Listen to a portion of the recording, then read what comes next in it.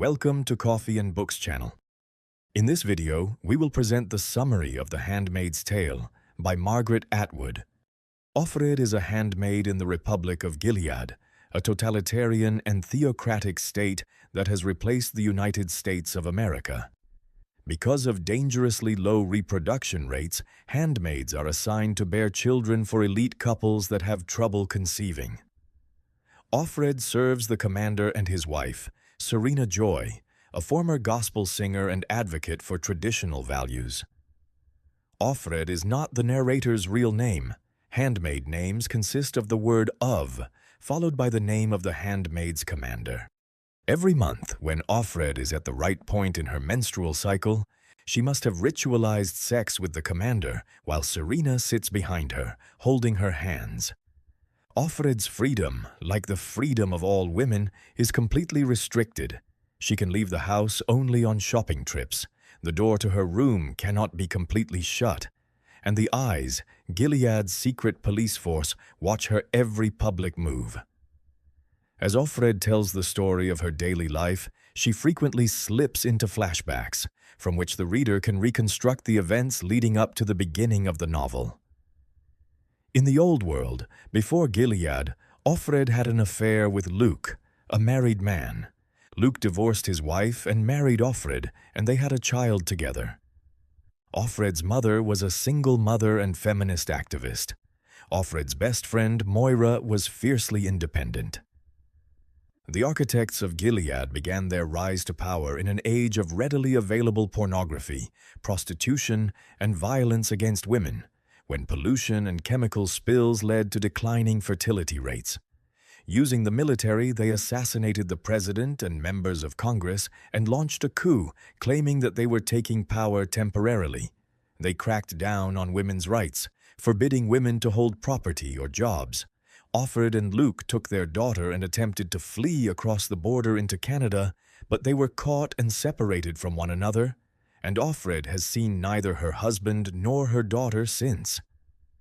After her capture, Offred's marriage was voided because Luke had been divorced, and she was sent to the Rachel and Leah Re-Education Center, called the Red Center by its inhabitants.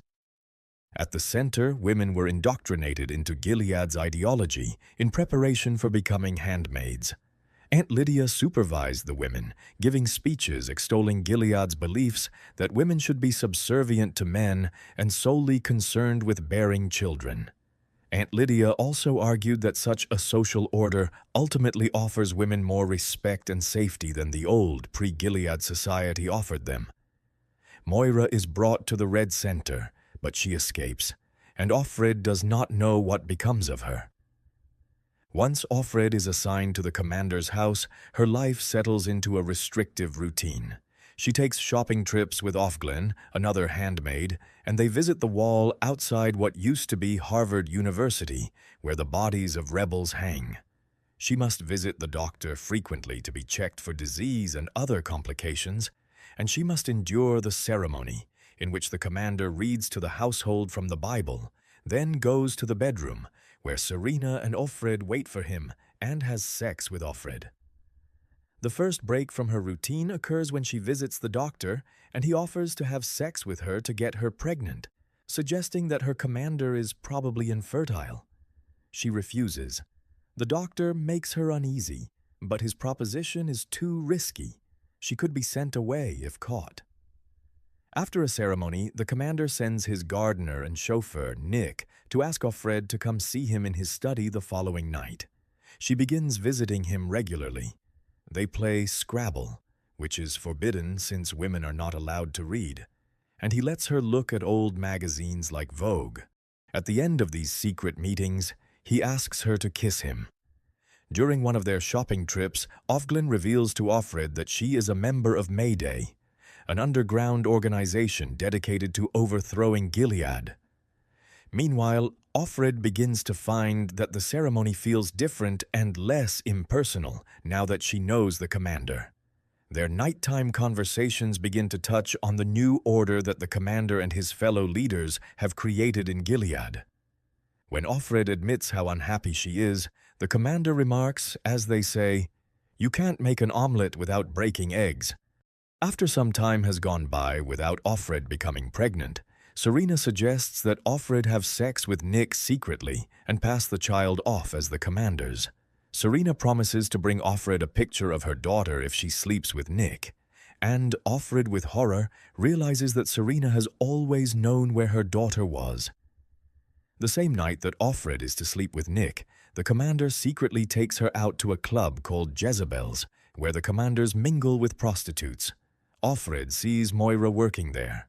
The two women meet in a bathroom, and Offred learns that Moira was captured just before she crossed the border. She chose life in Jezebel's over being sent to the colonies, where most political prisoners and others who pose a threat to Gilead are sent. After that night at Jezebel's, Offred says she never sees Moira again. The commander takes Offred upstairs after a few hours, and they have sex in what used to be a hotel room. She tries to feign passion. Soon after Offred returns from Jezebel's late at night, Serena arrives and tells Offred to go to Nick's room. Offred and Nick have sex. Soon they begin to sleep together frequently, without anyone's knowledge. Offred becomes caught up in the affair and ignores Ofglen's requests that she gather information from the commander for May Day. One day, all the handmaids gathered for a formal community ceremony, overseen by Aunt Lydia. It was a man's trial. Ofglen was the first to step forward. Later, she confides in Offred that the man involved was also secretly connected to the underground network called Mayday, and that she had shown him a quiet mercy in that moment. Shortly after, when Offred goes out on an errand, she is greeted by an unfamiliar face. A new companion has replaced Ofglen. This woman has no ties to Mayday, and she quietly informs Offred that her predecessor had made a final, desperate choice upon learning that officials were closing in, having discovered her secret affiliations. Back home, Serena has uncovered the truth about Offred's recent outing, and she directs her to her quarters, making clear that there will be repercussions. Offred waits there, and she sees a black van from the Eyes approach. Then Nick comes in and tells her that the Eyes are really Mayday members who have come to save her.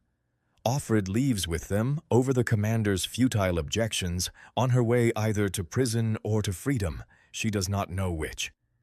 The novel closes with an epilogue from 2195, after Gilead has fallen, written in the form of a lecture given by Professor Piesciotto.